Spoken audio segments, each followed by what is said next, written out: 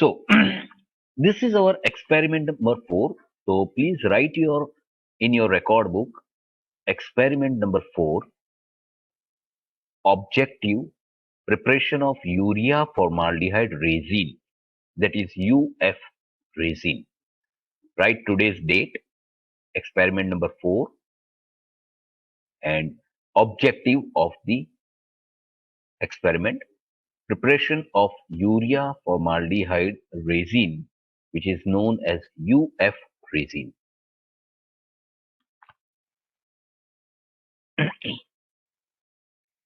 Okay, let's start. Let me first tell you that this practical is the first time you are going to perform your synthesis of organic compound. कभी आपने no doubt organic के कुछ practicals किए होंगे definitely, but synthesis of organic compounds आपने इतना किया नहीं होगा.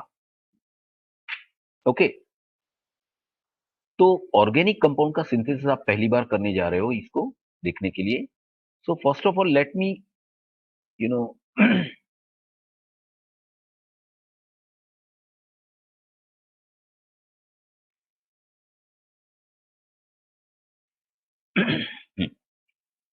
let me first define what is resins. It is not ion exchange resin. Remember, ये एक अमीनो रेजिन्स हैं. रेजिन्स बहुत टाइप के होते हैं. Amino resins, they are the condensation product between the urea, phenol, bakelite और मेलेमाइन. ये सारे कंपाउंड्स के साथ बना सकता है with formaldehyde. With formaldehyde, right? तो formaldehyde and these compounds, urea, phenol, bakelite, melamine, they can make some condensation product, and these are known as the resins. Okay, first let me tell you what is condensation product. Condensation is the process in which two compounds will get combined by removal of one molecule like H2S, H2O, HCl, ethanol, methanol, और ammonia, like this, right? दो compounds combine होते हैं और एक molecule release होता है. ये आपने 12th स्टैंडर्ड में पढ़ा है, कंडेंसेशन प्रोडक्ट्स और condensation processes of carbonyl compounds. Generally carbonyl compounds देते हैं with ammonia, amine compounds, right? There is one more word which is called a coupling reaction. देखो, कपलिंग रिएक्शन और कंडेंसेशन रिएक्शंस कोई बता सकता है मुझे कि सेम है या अलग अलग है? Anyone? Coupling reaction and condensation reactions are same or different? Or can we use either or? दोनों के एक दूसरे की जगह यूज कर सकते हैं क्या? Yes, anyone? Don't write, you can just unmute the mic. कोई बता सकता है मुझे?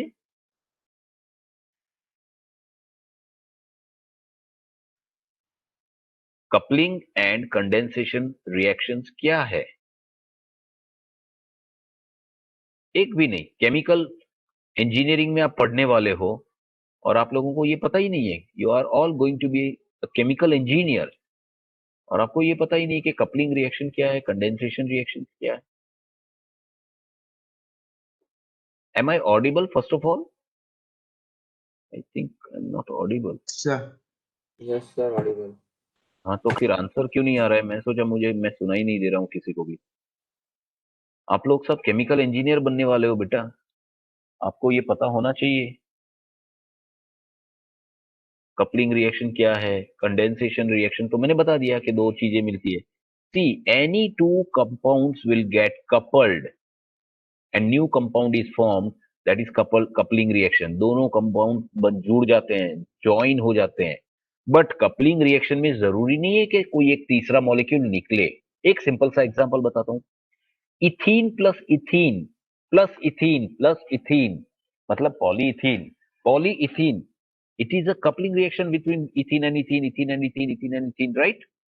So in that case, it is getting addition. We are getting addition reaction. But उसमें भी तो कपलिंग तो हो ही रहा है, दो चीजें मिल रही है, लेकिन कोई कंपाउंड रिलीज नहीं हो रहा है.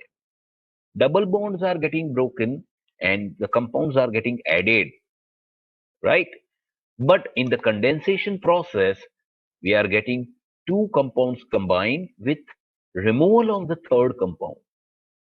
So in other case, we can say, remember again, मैं बता रहा हूं, coupling reactions cannot be a condensation reaction, may not be, I will say.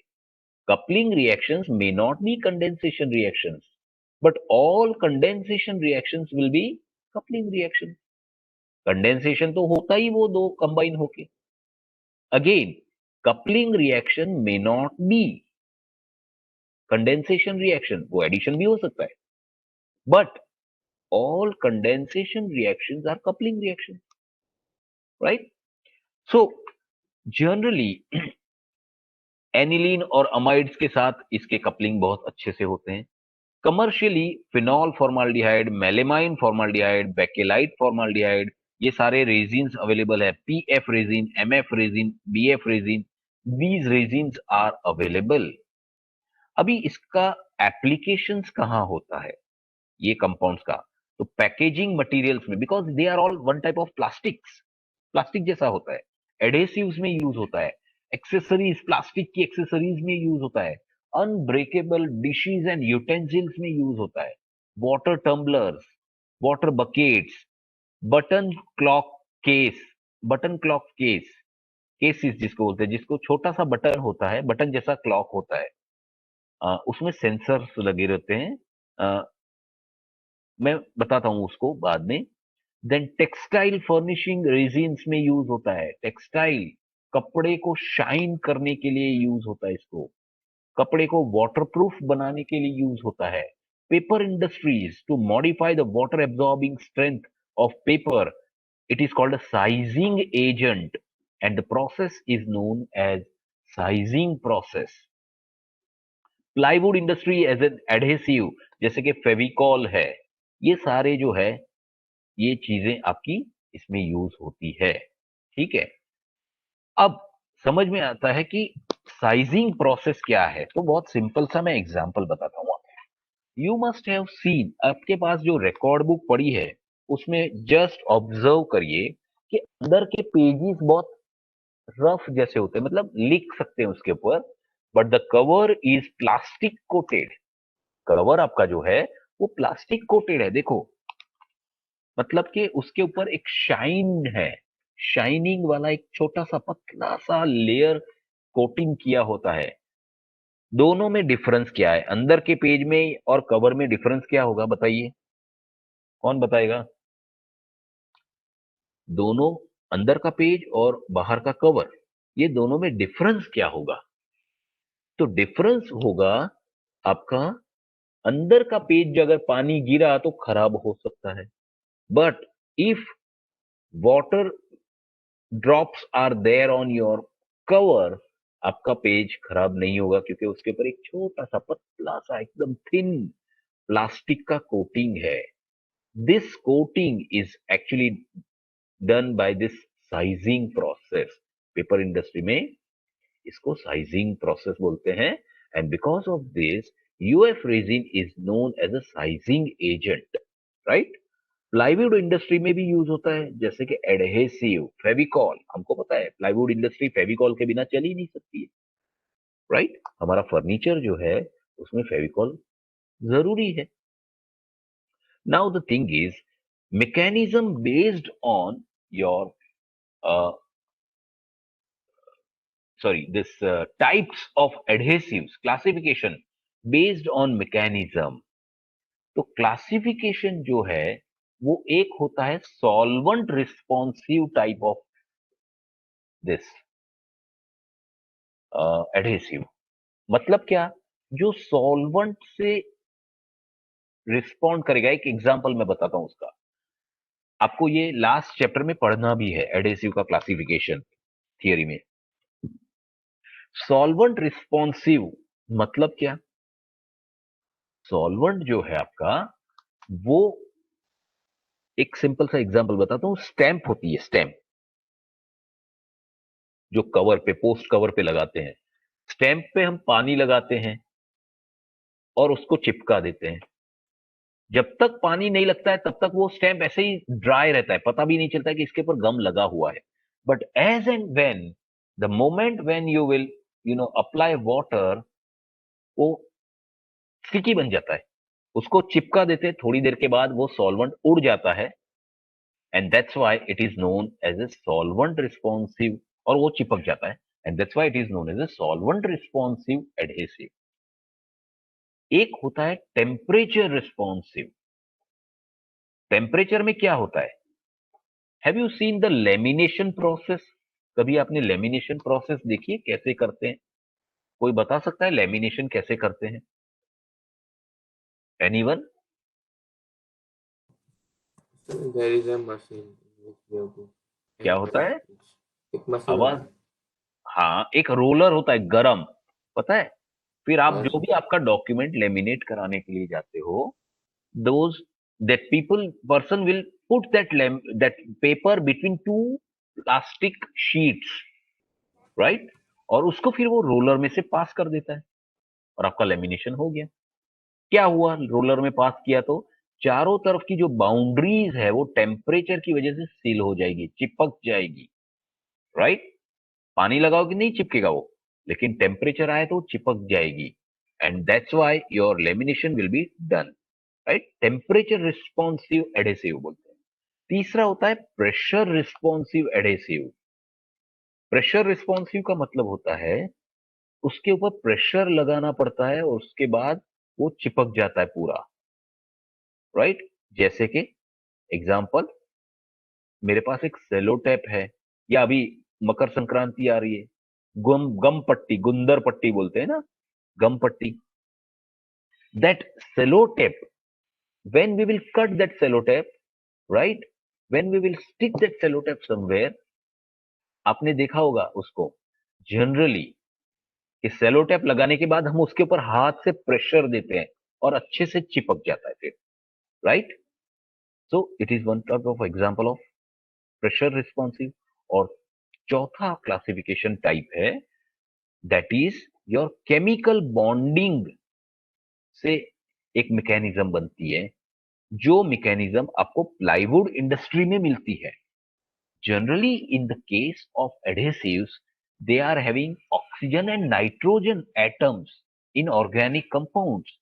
Those oxygen and nitrogen compounds, having compounds, they will make a hydrogen bond with cellulose. Cellulose कहाँ होता है? लकड़ी में। लकड़ी में सेल्यूलोज ही होता है। सेल्यूलोज में बहुत सारे हाइड्रोजन और हाइड्रोक्सी OH ग्रुप होते हैं। OH ग्रुप और H ग्रुप होते हैं। This H and OH group will make a hydrogen bond with this nitrogen and oxygen containing adhesives, और वो चिपक जाता है पूरा बढ़िया से एकदम। वो हाइड्रोजन बॉन्डिंग से चिपक जाता है पूरा, chemical bonding, chemical reaction responsive जिसको बोलते हैं, तो उससे चिपक जाता है, and by this way they will get fixed. तो ये सारी एप्लीकेशंस जो है वो आपकी adhesives की एप्लीकेशन है। So UF resin basically use for these applications, and above all MF resin, BF resin, PF resin, phenol formaldehyde, ये सारे जो हमने अभी नाम देखे, ये सारे वो भी आपका यूज होता है। ठीक है, ओके, इसको हम उड़ा देते हैं, बाद में करेंगे। क्लियर? अब ये जो है आपका रिएक्शन कैसे होता है, ये पहले समझना है, लेकिन उससे पहले हमको समझना है उसका प्रोसेस और एपरेटस केमिकल्स। चलिए मैं 2 मिनट आपको देता हूं, पहले एपरेटस और केमिकल्स लिखिए। There is no need to write procedure. Once you are done please write chat में डन, तो मुझे पता चलेगा कि यस आपने कंप्लीट कर दिया। Apparatus and chemical.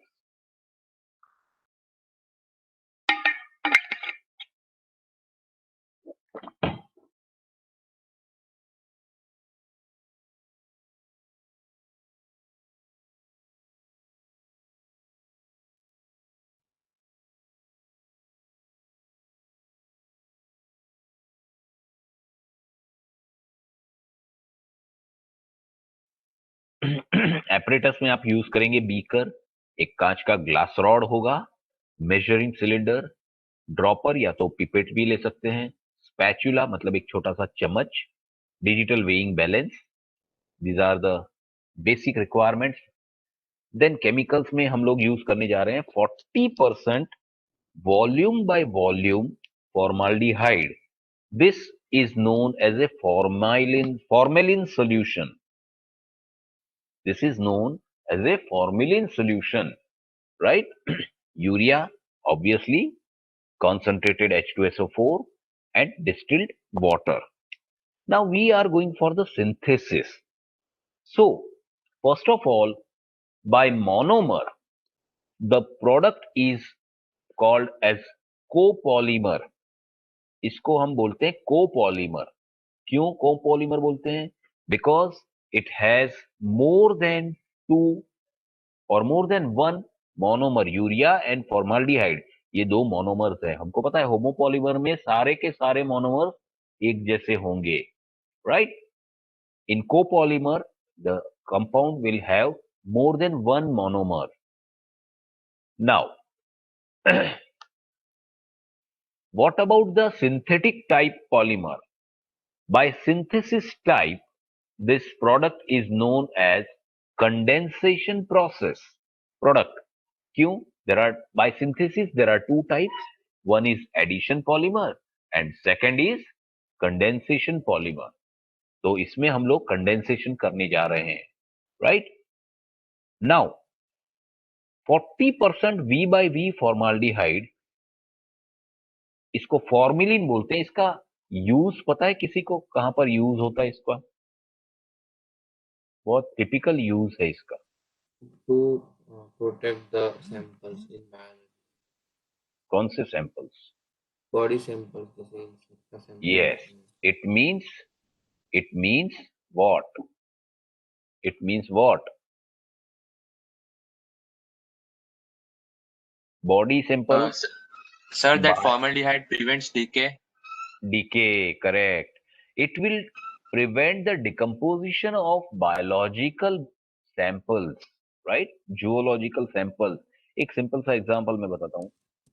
जनरली अगर आपने बायोलॉजी का कभी लैब देखा होगा, आप तो इंजीनियरिंग स्टूडेंट्स है तो मुझे नहीं पता है, बट स्कूल में कभी गए हो तो बायोलॉजी के लैब में आपने बहुत सारे एनिमल्स को छोटे छोटे इसमें सैंपल्स में रखे, बॉटल्स में भर के रखे हुए देखे होंगे। यू नो, छोटा लिजर्ड एंड कॉकरोच एंड मेंढक और ये सारा।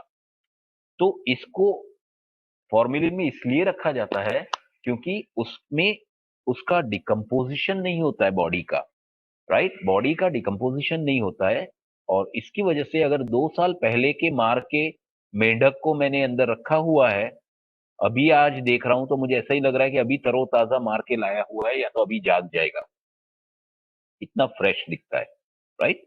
That is the reason why इसको फॉर्मिलिन का यूज करते हैं, ठीक है? Formalin is having very very irritating smell, so never smell the formalin compound, क्योंकि अगर आपने किया तो थ्रोट में आपको जलन होगी, गले में जलन हो जाएगी, अल्सर हो जाएगा बहुत ज्यादा किया तो, right? Concentrated H2SO4 we are going to use here. Very, very dangerous compound. It is 98% concentrated H2SO4. अगर आप 1 और 2 मोलर H2SO4 भी हाथ पे गिर जाएगा, आपको हाथ में जलन होगी। Now you can see 98% जो आपका होता है H2SO4 वो होता है अराउंड 17 to 18 मोलार। मैंने अभी बोला 1 to 2 मोलार, उसमें भी आपको प्रॉब्लम हो सकती है। You can understand the severity of 98% H2SO4. So whenever you are using H2SO4, very very carefully you have to use. आपको बहुत केयरफुली यूज करना है, ठीक है?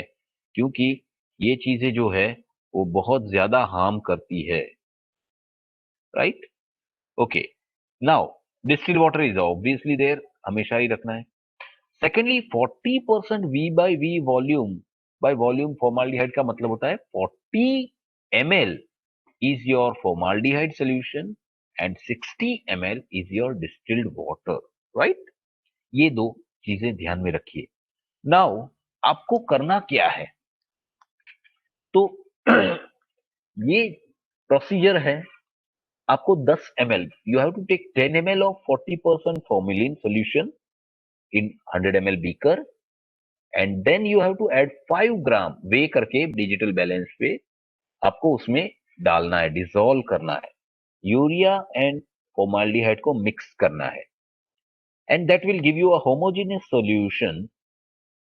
Then you have to add some few drops of concentrated H2SO4 very very cautiously, very very carefully, right? कब तक? until the white solid mass is obtained, एक बहुत बड़ा white mass मिलेगा आपको, वो आपको मिल जाए तब तक आपको ये करना है। H2SO4 बहुत few ड्रॉप, 2 3 4 ड्रॉप में तो हो जाता है। once the reaction is complete, wash the residue, that means mass, and then you have to weigh the product, और उसका आपको वजन लिखना है लास्ट में रिजल्ट में कि कितने ग्राम बना आपका।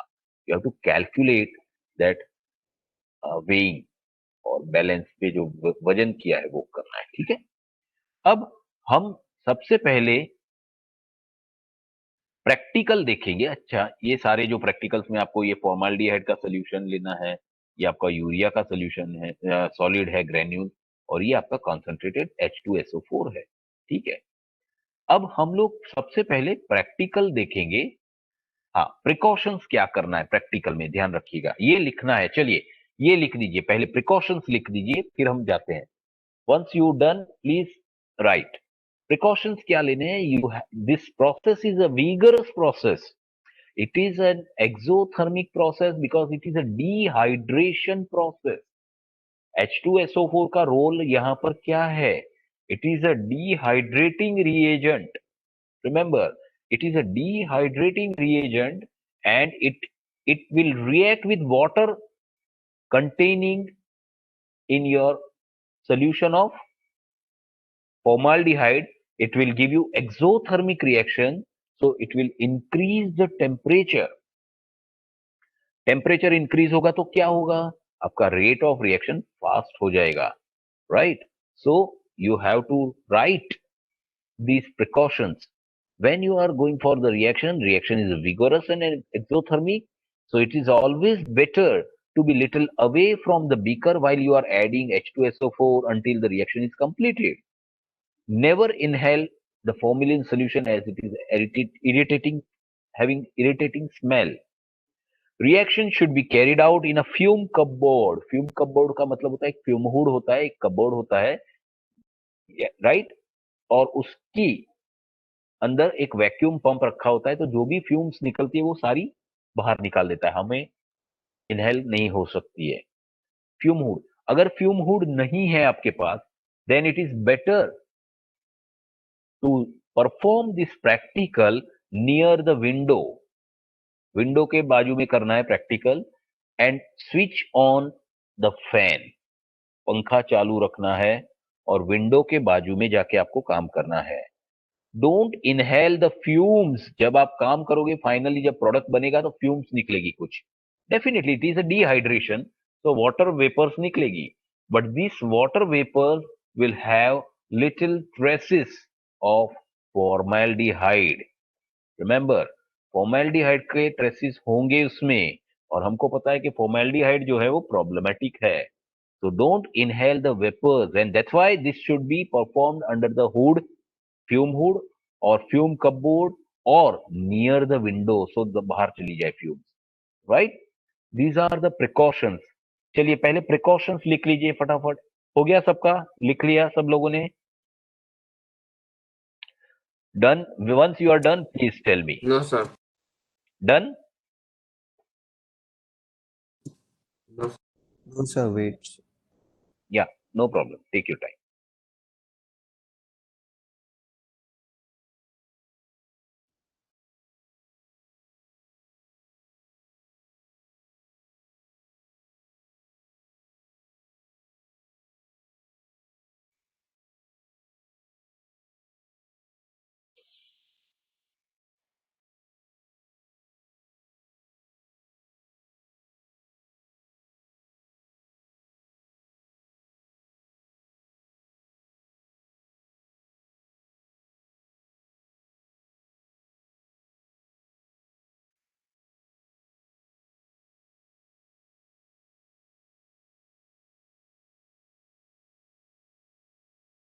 Okay, done.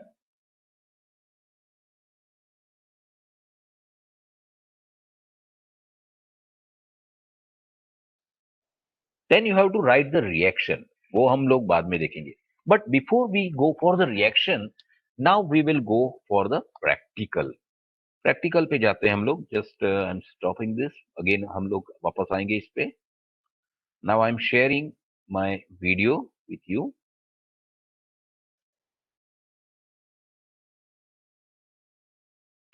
यस, दूसरा एक अनाउंसमेंट. ठीक है, मैं बाद में बताता हूँ खत्म होने के बाद. Okay, can you see the screen of video? Video screen दिख रहा है आपको? Yes, sir. Okay, so our basic objective is preparation of your urea formaldehyde resin. Urea formaldehyde resin का प्रिपरेशन है आपका. ठीक है. Okay, now you have to first understand these are all the basic things which we have to. This is your apparatus: beaker, glass, rod, dropper, spatula, digital balance. Chemicals में आपको 40% formaldehyde, urea, concentrated H2SO4, and obviously distilled water should be used, right? Okay, this is the procedure. You have to take 10 ml of 40% formaldehyde solution in a 100 ml beaker. Then you have to add 5 gram of urea with constant stirring until a homogeneous solution is obtained. मतलब आपको properly urea को dissolve करना है. Then you have to add few drops of concentrated H2SO4 and you have to stir the solution, and that cautiously, because you are adding H2SO4. Very, very carefully you have to handle this. And then once reaction is completed, you have to just wash the mass. These are the precautions already you have written. Very vigorous and exothermic reaction, so be little away when you are adding H2SO4 until the reaction is completed. Your formalin solution should not be inhaled. Reaction should be carried out in a fume cupboard. Don't inhale the fumes evolving from the reaction, that is a dehydration reaction. So please इसको inhale मत करिए. Though it is a water vapor, but still it is not advisable to inhale. Now this is your digital balance. This is your measuring cylinder, beaker and glass rod. First, you have to switch on. Yeah, that is this. These are the chemicals. Formaldehyde 40%, V by V solution, which we have to take 10 ml, urea 5 gram, and concentrated H2SO4 few drops. This is the distilled water. So first you will switch on the digital balance. आपको digital balance switch on करना है.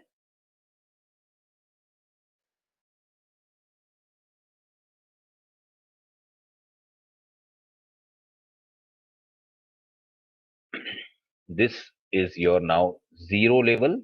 Your balance should be properly adjusted. Tear करना है zero पर. First you have to take your reading of empty beaker. ये कितना आता है ये आपको first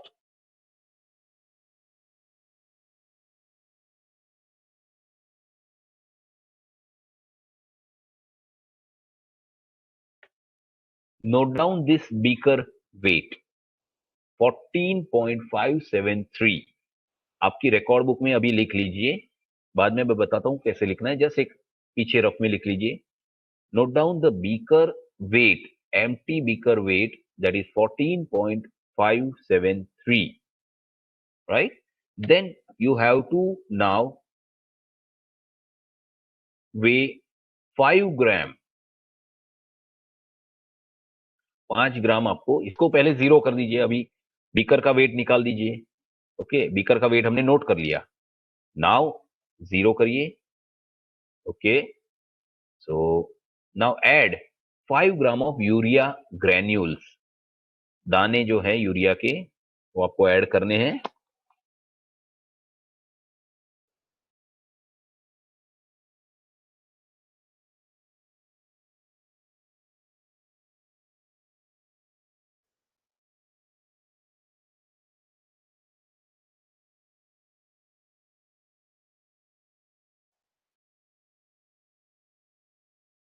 You have to add 5 gram of urea granules. Yes.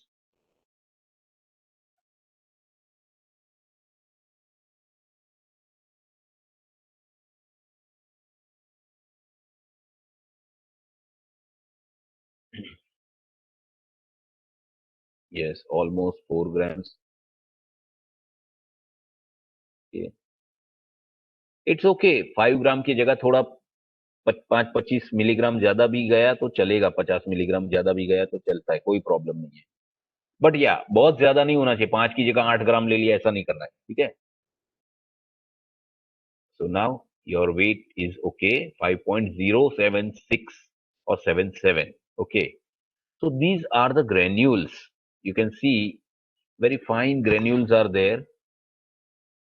And now we will add 10 ml of formalin solution in this.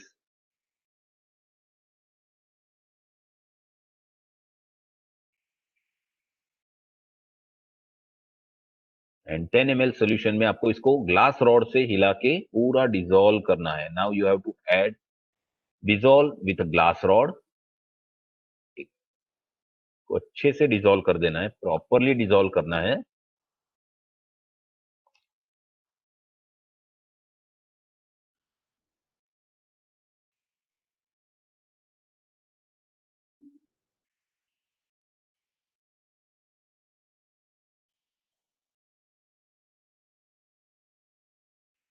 See, we are performing the reaction near the window. Now my solution is ready, homogeneous solution is ready. So now I will start addition of H2SO4 very carefully. थोड़ा ही डालना है, बहुत थोड़ा सा, आराम से, थोड़ा ही, कहीं गिरे नहीं, थोड़ा दूर रखिए अपने आप से। तो मैंने ये डाल दिया, राइट। अब इसको मैं कंटिन्यू स्टर करूंगा। So now my mass will be generated. See, you can see the fumes are coming out and my mass, white mass is obtained. You can see this is your this Fevicol type of compound. ये raw material है, मैं बाद में इसका बताता हूं क्या है, कैसे। See, this is white mass. This is your adhesive polymer. ये पॉलीमर बनता है, ये इंडस्ट्री में ऐसे ही बनता है सारा, right. Once the mass is obtained, इसका हम वजन करेंगे वापस, इसका हम वजन करेंगे वापस, और इसको थोड़ा ठंडा करके करना है। हमने थोड़ा सा गर्म में किया हुआ है, लेकिन इसको थोड़ा सा ठंडा करके करना है। You can see, write down the weight, 30.901, 30.901 weight लिखिए अपना, अपने बुक में, रिकॉर्ड बुक में। ये वेट किसका होगा बताइए?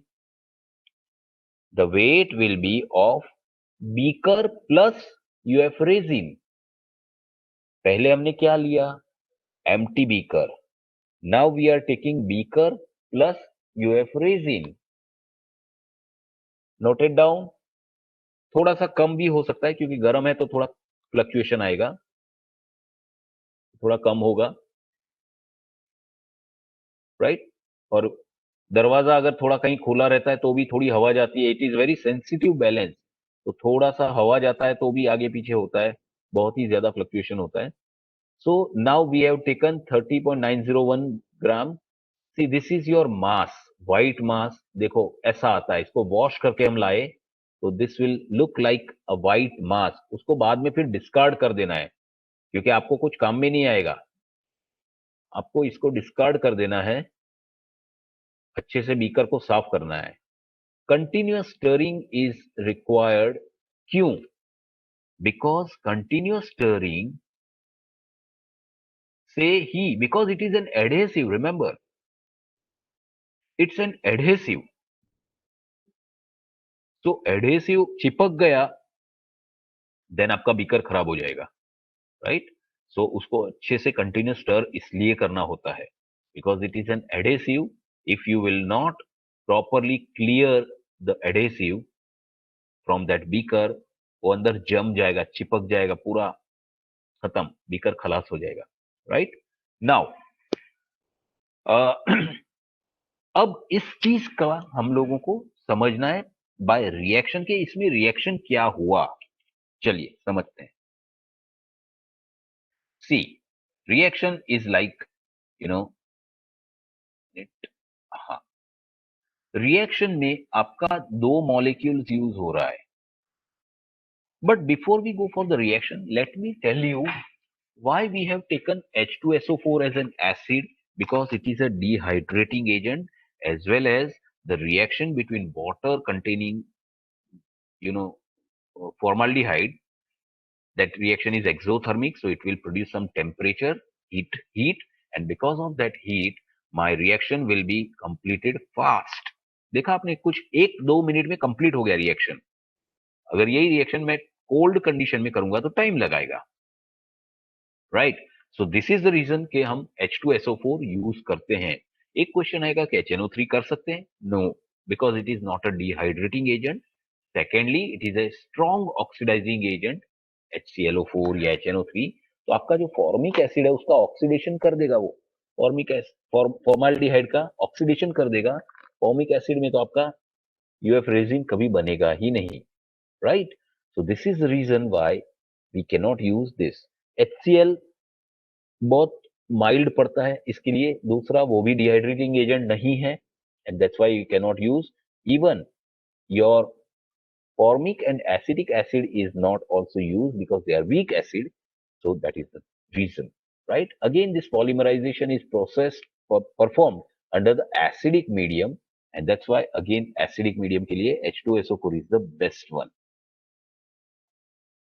right? चलिए हम लोग अब देखते हैं इसका सिंथेसिस कैसे होता है। चलिए हम लोग देखेंगे NH2 C double bond O NH2, ये आपका क्या है? यूरिया। इसमें हम H C double bond O H, मतलब कि ये आपका क्या है? Formalin solution, formaldehyde. अब इसके दोनों के बीच में रिएक्शन क्या होगा? सो यहां से एक H, because this is double bond, ये ब्रेक हो जाएगा, तो यहां से एक H यहां आ जाएगा, तो इसकी एक वैलेंसी खुल के यहां चली जाएगी। So it will become like NH CH H और OH, ये बन जाएगा। ये दो H है और ये OH बन जाएगा, राइट। ये जो है आपका डबल बॉन्ड जो टूट गया, should write it with other colour. ये जो ब्रेक हो जाएगा आपका, ये टूट गया तो ऑक्सीजन यहां आ जाएगा और हाइड्रोजन ऑक्सीजन के साथ चला जाएगा, और ये बाकी का C double bond O NH2 as it is रहेगा। One more molecule of H C double bond O H वापस जाएगा, तो इसमें भी सेम होगा। क्या? यहाँ का एक H जो है वो आपका हाइड ऑक्सीजन के ऊपर चला जाएगा, डेफिनेटली एक आपका डबल बॉन्ड टूटेगा, and this carbon will come to hydrogen.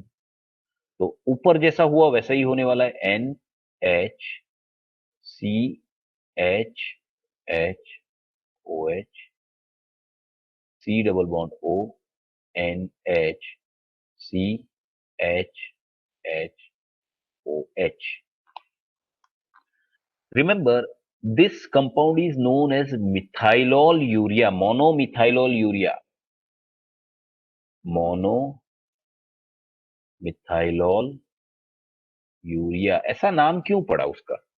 The reason is, देखो अगर ये पार्ट में लेता हूं CH2OH और यहां पर ये NH को निकाल के CH3OH करता हूं, तो it will become methanol. This is basically CH3OH methanol. Methanol का एक H निकाल के हमने NH के साथ जोड़ दिया, हमको पता है कि methane -1H is methyl, ethane -1H is ethyl, similarly methanol -1H is methylol, it is methylol. और इसको अगर ये नाम आ गया तो अभी ये नाम आएगा, क्या आएगा, इसका नाम क्या आएगा बताइए, चलो। दिस इज योर मोनोमिथाइलॉल, और ये यूरिया, इसका नाम क्या आएगा, ये dimethyl. Dimethylol, it is dimethylol, dimethylol urea. अब हमारा ये कंपाउंड बन गया। Now we can proceed for the polymerization. We know that polymerization process contains three steps. First step is chain initiation. Second step is chain propagation or extension of the chain. And the third step, termination of the chain. Right? तो अब मेरा ये compound बन गया, देखिए, तो क्या होगा, NH बराबर CHOH और H, राइट। यहां पर है C double bond O NH, CH और OH। ऐसा ही दूसरा कंपाउंड है, सेम ही मॉलिक्यूल है, NH CHOH H C double bond O NH CHH OH, right. ऐसा ही तीसरा मॉलिक्यूल ऐड हो रहा है, मतलब it is a polymerisation, right.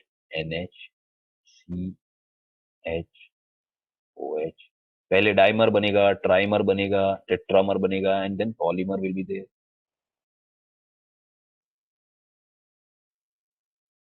Right, and so on. और ये सारा जो प्रोसेस होगा, it is in the presence of H2SO4 and minus H2O। हर दो मॉलिक्यूल में दो H2O निकलेंगे। ये दो कैसे निकलेंगे देखते हैं। यू कैन सी, यहां से एक H और ये OH निकल जाएगा, यहां से एक H NH N का और OH निकल जाएगा, सिमिलरली यहां से ये H एंड OH निकल जाएगा, सिमिलरली ये OH एंड H निकल जाएगा, ऐसे कंटिन्यू चलता रहेगा। So you will get what, आपको एक चेन मिलेगा, कैसा, NCH2।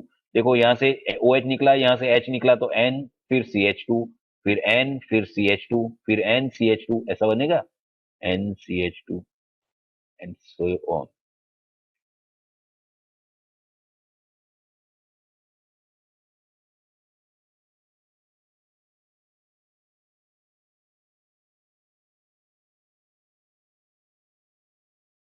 Just a minute.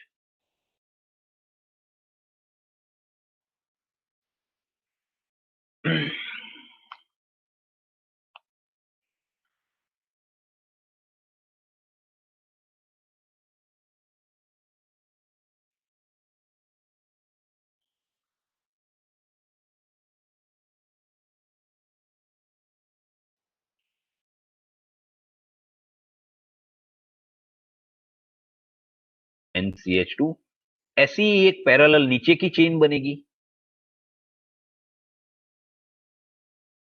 एक मिनट,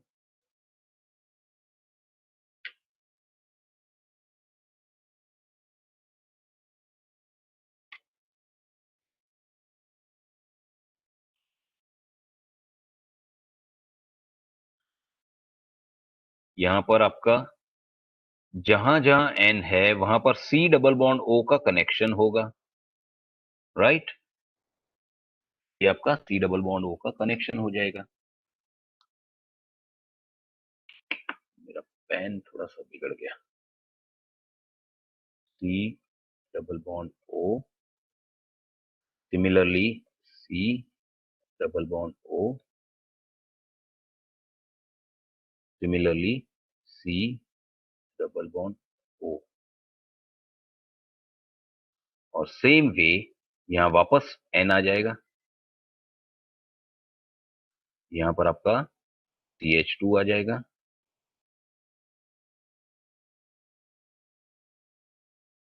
यहाँ पर आपका वापस N आ जाएगा,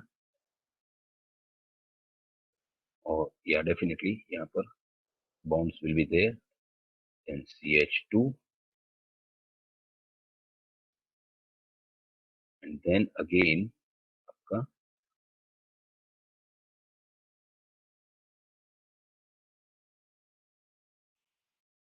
N आ जाएगा, and this will go on and on. अगर हमको इसको लिखना है तो इस तरह से लिख सकते हैं, N.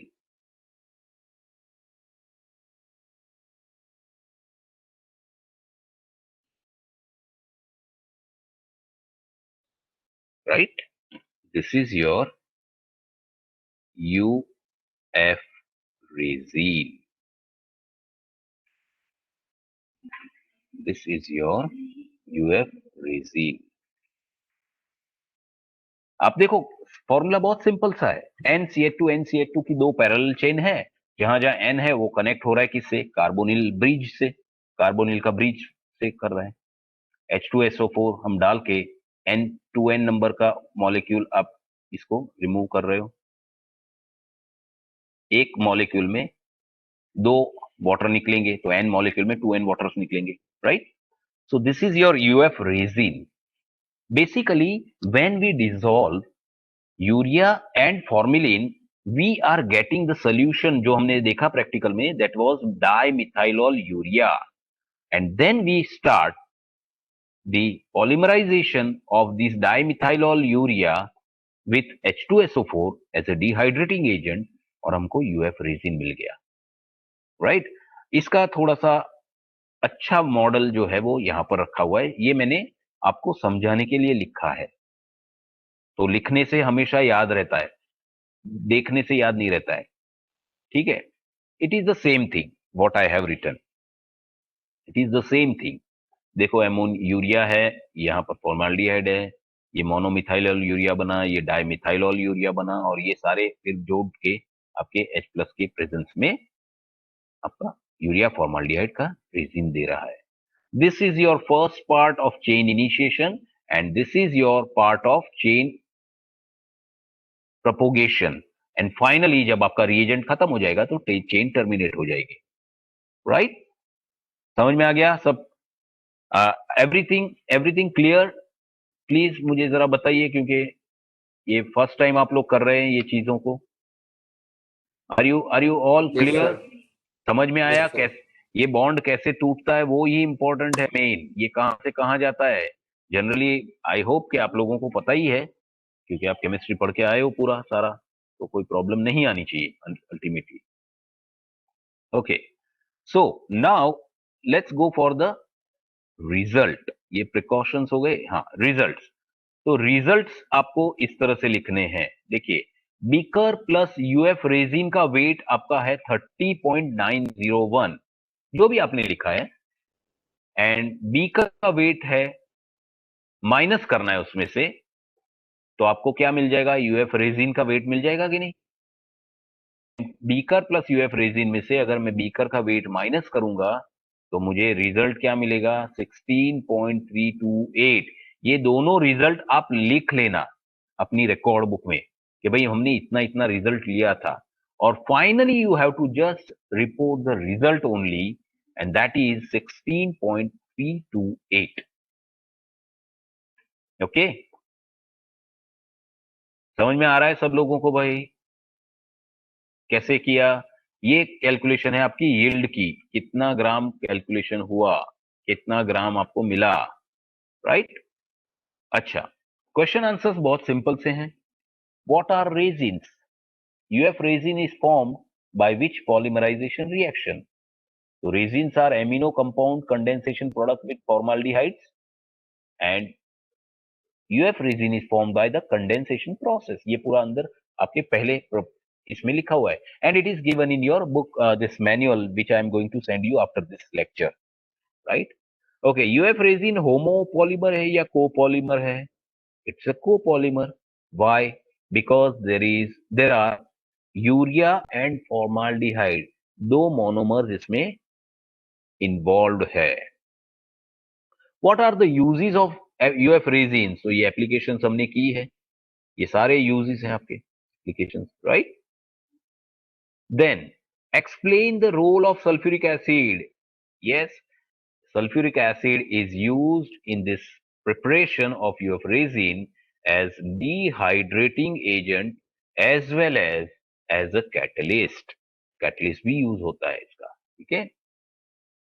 Then draw the structure of UF resin. तो आपको सिर्फ ये वाला ड्रॉ करना है, इतना, ये वाला, ये जो पार्ट है ना, ये पोर्शन, ये पूरा सिंथेसिस नहीं लिखना है क्योंकि ये ऑलरेडी हम लिखने वाले हैं, right? And then state the significance of this experiment. इस एक्सपेरिमेंट से क्या हमको महत्व, क्या है इसका, सिग्निफिकेंस क्या है? तो कोई बता सकता है मुझे? चलिए, ये पूरा प्रैक्टिकल आपने पढ़ा, आपने पूरा प्रैक्टिकल देखा, इसका सिग्निफिकेंस बताएंगे?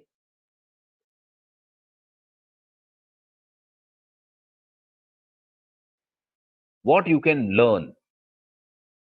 What is the main important significance of this practical? Yes, anyone?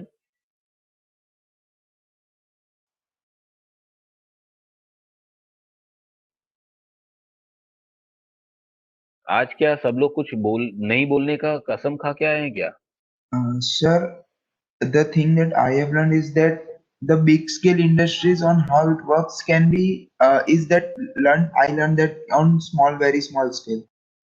Yes, okay, लेकिन ये सिग्निफिकेंस नहीं है। ये तो अभी देखो, मैं आपको कोई मैकेनिज्म या कोई रिएक्शन देता हूं तो आप भी इंडस्ट्री डाल के बना सकते हो रिएक्शन। सिग्निफिकेंस क्या है इसका, महत्व क्या है? Significance is that this reaction, by learning this reaction, we can understand the copolymerization and condensation polymerization. दोनों बोल सकते हैं ना इसको, क्योंकि इसमें दो अलग अलग मॉलिक्यूल है, इसलिए कोपोलिमराइजेशन और कंडेंसेशन का प्रोसेस है, इसलिए हम उसको समझ सकते हैं कंडेंसेशन के मतलब कंसेप्ट से समझ सकते हैं।